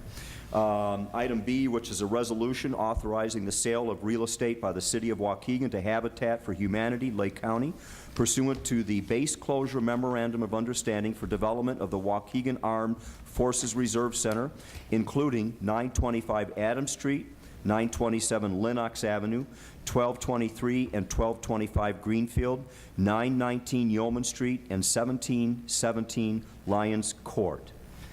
We have a motion by Alderman Figueroa, seconded by Alderman Larson. Roll call, please. May I speak? Yes, Alderman Tempest, May I please. speek to this? Because there seems to be some confusion. The school district says they're getting it. We met with Alderman Larson and Conken, I believe, and talked to him about this. And I was trying to come up with a win-win situation. here we are, a long time ago, we started trying to negotiate with the Habitat because they wanted it. We said, well, we'll do this for you, so let us go ahead. All of a sudden, the school district, they decided they're going to get out of the kindergarten business to 12th grade. They're going to go preschool now. They're going to get another area. Hell, they can't finance what they're doing now. I don't know how they're going to start taking care of the babies over there before they get to school time. So I'm a little confused. Do we go ahead with this then, Corporation Council? Do we go ahead with it, Council? Because that's what we intended to do. Okay. This is part of our 15 program. And the other thing, you know, I do not like, must be the Corporation Council, laying this stuff out on my table here. I got here at 6 o'clock. I was here earlier today. Nothing in my file. And I said this to the last council meeting. I don't like stuff put on my table and said, here it is to vote on. I like to read stuff. I read it very carefully. And I don't know why we can't get it in our file on a Friday so we got time to read it. It came on here on my desk tonight. Wasn't in my file. I came down and cleaned out my file earlier and took it home and read it. And come again tonight, it wasn't there, but it was on my table here for me. Mr. Clerk? Alderman Tempest, when I get those documents, everything is done. We meet previously and formulate the agenda with the Corporation Council and the mayor, and we get everything out for the alderman on Thursdays. Some of these documents aren't prepared by that time. It takes some time to prepare it, but I get it to you as soon as I possibly can. It's in my office on Monday, early Monday or late Friday, if you want to see it. If I have a file here, I ought to get it before a council meeting, not laying on the table here for a council meeting. I'll put it in your box from now on. Otherwise, I'm going to start, every time I get one of these, and I don't get it in time, I'm going to hold it over, I'm going to check it out real carefully, you know. Well, I'll just start delivering it to your box on Friday morning, if that's okay. You know, Alderman, if you would like to hold this over, we have no problem with that. Okay. I mean, if you would prefer to wait and get back to it. Alderman? They want to move forward with it. I'll read it as I'm voting on it, but Okay. it's just Your Honor? not right, Mayor. Your Honor? Yes, Alderman Moiseo. And in the resolution, it says, whereas the city of Waukegan entered into the base closure memorandum of understanding for development of the Waukegan Armed Forces Reserve Center. Doesn't say anything about the school district. Doesn't say anything about the school district in there. Right. And Doesn't as... say anything about the school district. Well, if I could say, Alderman, we received communication from the Department of Education. A representative had contacted us, and I did forward the emails, I believe, to Alderman Larson as we got them in, stating that there was a renewed interest by the school district in the property because of the fact that it's contiguous to existing school property. And in speaking with the Department of Defense about it, they asked that we look at this and that we give it a chance for them to present what they wanted. I will say that this situation with the BRAC is a little bit up in the air right now, given some other information that came to us from HUD regarding our process in this. And I think we need to visit that. I would say it's probably has to be executive session material, and we can do that at the next council meeting and give you a better idea as to what we have seen.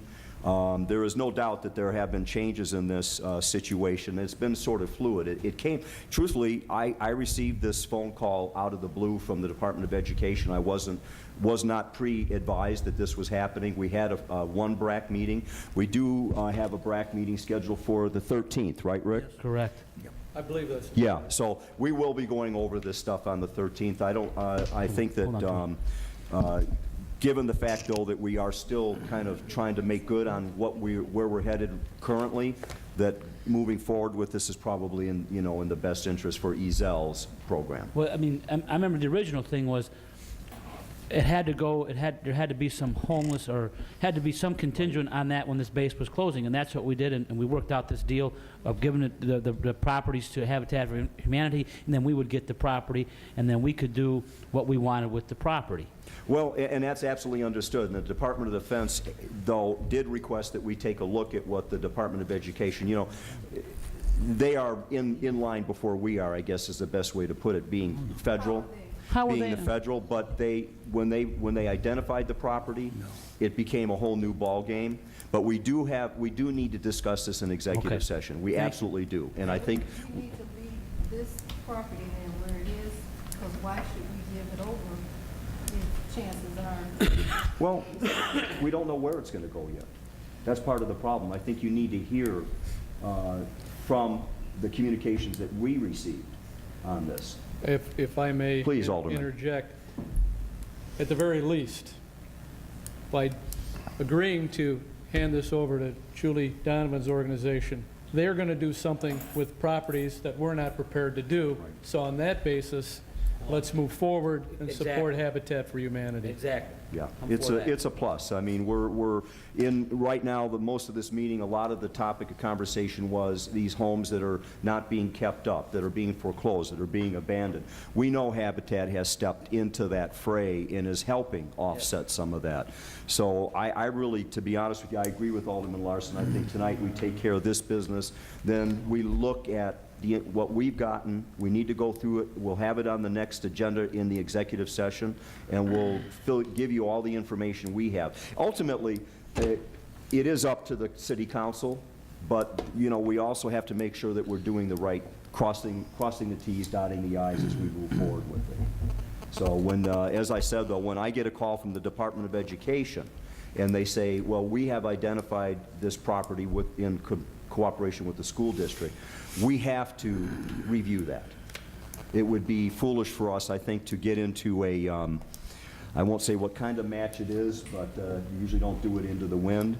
So, you know, we want to make sure we do the right thing here, though, and we take time to visit this. So let's move forward with this, and then, as I said, next executive session, we'll look at what we've got. I'm not really clear, Your Honor. We're going to move forward with the movement of the properties, Yes. but not with the base relocation, the BRAC property. Well, actually, the BRAC property's not on this. These are strictly just conference of property from the city. It's part of the motion. From the city, right. But that's the language, but it doesn't actually have anything to do with the final solution to the BRAC property. I'm all for moving forward with the Habitat for Humanity. That's what we'll property. do. What I'd like to do is handle all the BRAC issues as a separate resolution, motion, and communication, because Certainly. right now, the resolution calls for the sale of real estate by the city of Waukegan. They're for $1. They're $1. I understand. Yeah. But then the resolution doesn't even mention Habitat for Humanity. Yes, it Let's- does, actually, the second line, Yeah, the second line. Where? Let me get some light on Habitat this. for Humanity has There's Lake County 15 sites. to acquire the subject properties. This is all part of our memorandum from September of Okay, 2008. but then it talks about the base closure. Remember, okay, well, let's handle it, Call for the question. because I formed part, when I was with the Navy Reserve, part of the BRAC, and there's a lot of issues. Yes, there are. And that's what we need to discuss at the next meeting in Warned you executive before. session. We have, the question has been called by Alderman Needham. Did we have the motions? No. Okay, we have the motion by It's Figueroa and Yes, we Larson. do. Alderman Figueroa and seconded by Alderman Larson.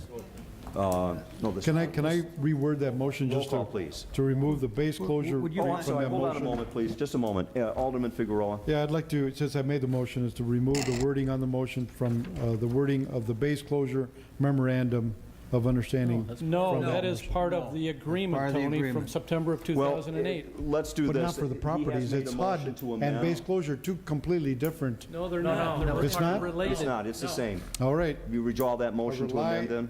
okay. Okay. I don't, I'll just, All right. I'll Roll stick call, with- please. Alderman Figueroa. aye.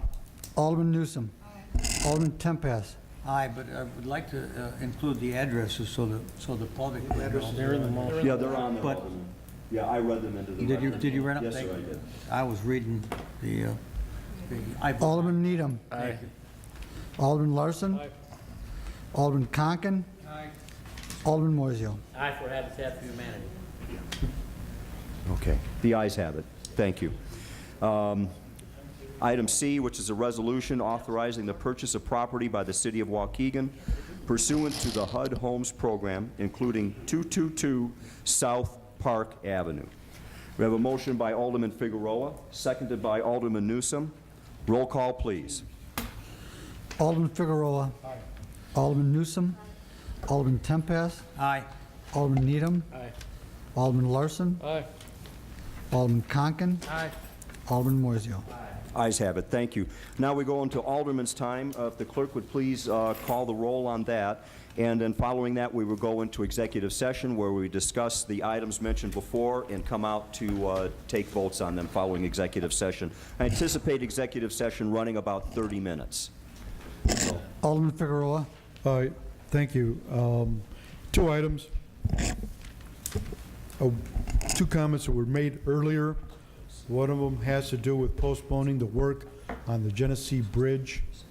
And if we do that, and I think that Ron will concur with me, I think we brought this up in that meeting when we were going over this. If we postpone any work on that Genesee Bridge, the deterioration is such that it will get worse and it'll cost more money in the future to restore that bridge because it's spalling and some of the rebar may be exposed.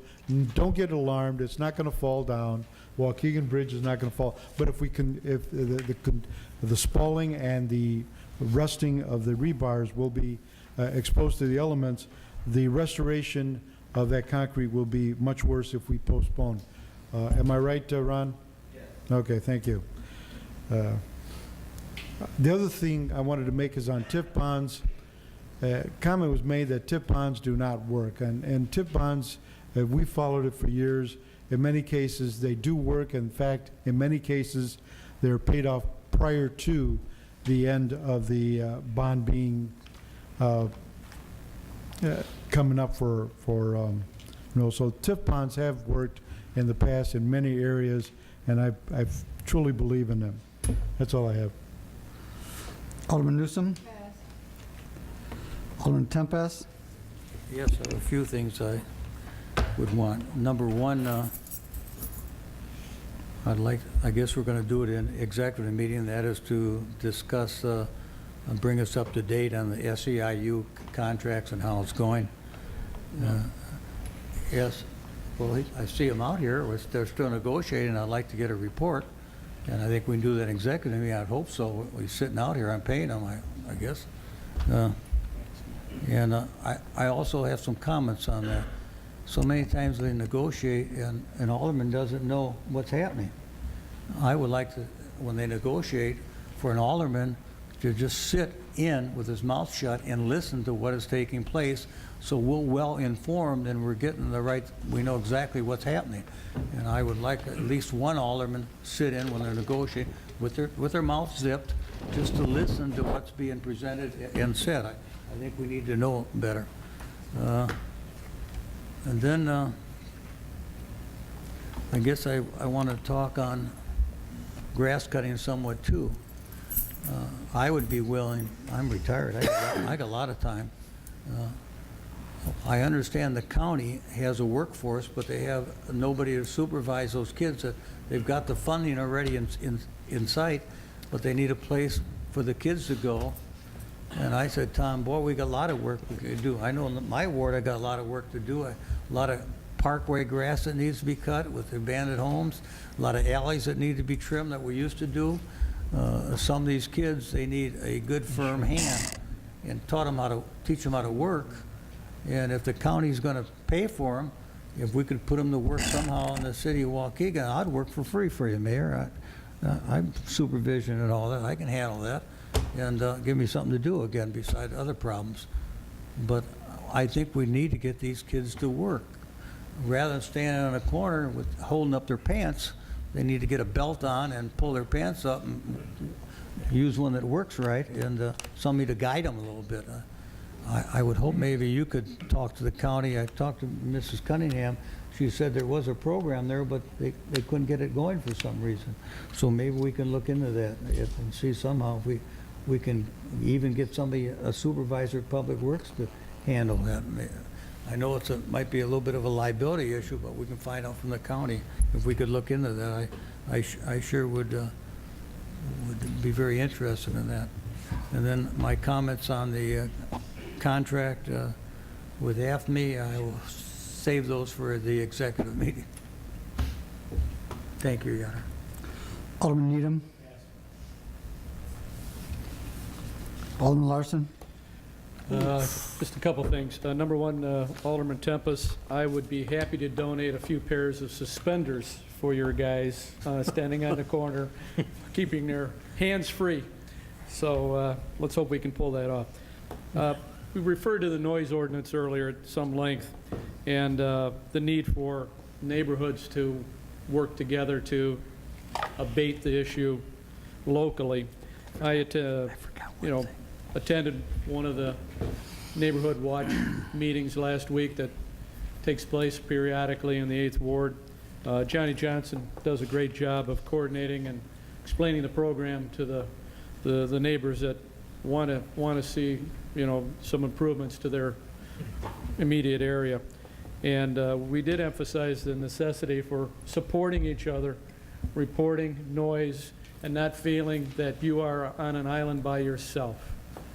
Because, people sometimes feel isolated when they're dealing with the reprobates or the hooligans of the world. It's important to remember that working as a community together, organizing a neighborhood watch program in your neighborhood is a valuable tool that we can all take advantage of in Waukegan. So I encourage those that worry about those issues to look into that program and contact our police department. That's all. Mayor, if I may go back for just a second with, I thought I was done, but I did review the report that Tina gave us for the month of May. Some startling things. We took in $2 million less than we did last year in 2009. That's something that we all have to be aware of, but we're getting a monthly report now. But also, very enlightening, you've been able to cut expenses in many places too.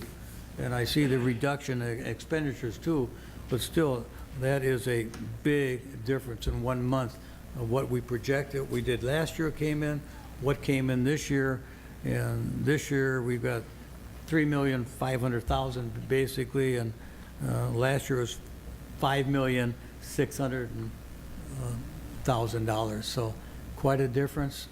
And I can see by the report they are cutting down on expenditures, they're cutting down on wages, but it's something that we're going to have to, as a council, all work together to keep these expenditures in control. And I did want to comment that, and I appreciate that report, Gina. It's the best I've ever gotten. Alderman Conken? Thank you. I'd just like to echo Alderman Tempest's views on keeping the council informed on all the negotiations that are going on with the unions. Secondly, I guess I just have a question. I've been asked quite a bit about what time the beach closes. I'm curious, most of the parks in the county are dawn to dusk, and people have said that they've gone down to the beach 7 o'clock. Still plenty of light outside, and the beach is locked. I was just curious, what time does the beach close? Do we have to, if it's closed early like that, do we have to close it that early? The beach is something that the city and the citizens enjoy, and as long as there's daylight, I see no reason for that beach not to be open. I'm just curious if anybody has an answer. If they could get it to me, I'd appreciate it. That's all. Alderman Moiseo? Yeah, just my condolences to the Bankhead family. I had Paris in class 2 years. He's just a wonderful kid. He only had me for 1 period, but he used to come down about 3 periods. He's just a wonderful kid, and it's just a loss. His services for him are tomorrow. It's just terrible. Terrible. That's it. Executive session. Okay, thank you. Well, I'll take a motion to go into executive session by Alderman Newsom, seconded by Alderman Moiseo for the following reasons: pending and imminent litigation, resolution of claims, real estate negotiations and acquisition, environmental litigation and claims, and labor negotiation update. Roll call, please. Alderman Figueroa? Alderman Newsom? Alderman Tempest? Aye. Alderman Needham? Alderman Larson? Alderman Conken? Alderman Moiseo? We'll take a brief 5-minute interlude between now and then. Brief. We got a vote still on. Yeah, I know. It's okay. All right. Hold on, we got to wait for him to get in. Okay, hold on, wait, sorry. I thought Wayne was set. Let me know when you're ready, Wayne. Okay. We're talking about under new business, right? Two things are in new business? Yeah. Okay. Okay, I'm ready to go. Okay, motion to come back into regular session by Alderman Needham, seconded by Alderman Figueroa. All in favor?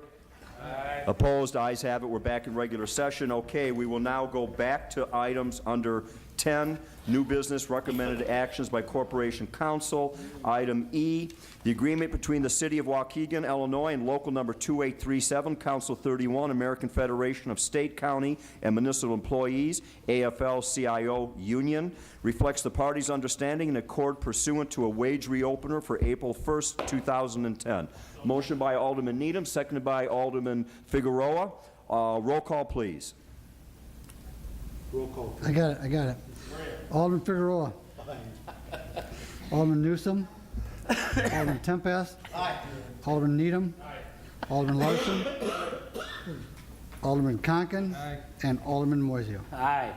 Ayes have it. Thank you. Item G, to authorize the Director of Finance Administration to disperse to the Yeoman Creek RI-FS Trust, the Yeoman Creek Remediation Group, first 2010 budget cash call in the amount of $207,222 on or before July 16, 2010. Motion by Alderman Needham, seconded by Alderman Larson. Roll call, please. Alderman Figueroa.